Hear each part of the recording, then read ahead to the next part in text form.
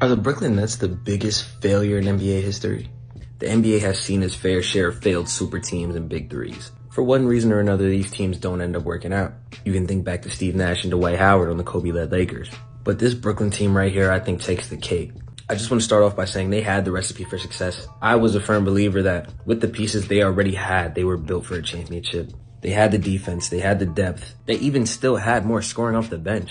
But instead of taking that and using that as a foundation, they move all those pieces in exchange for James Harden. I can only blame them so much because how many GMs in the league are going to look at the name James Harden and not pull the trigger on that trade? That brings you to the point where if all three of those players aren't healthy, you're probably not going to win games. And guess what? They were never healthy, only playing 16 games together. Okay, cool. You move James Harden, you still have KD and Kyrie. You let those two run it, and then watch them get broken down by the Celtics in the first round. Now both stars are disgruntled because of moves in the front office. A lot of that stuff is behind the scenes, but it was very obvious that KD and Kyrie did not trust that front office at all. They request out.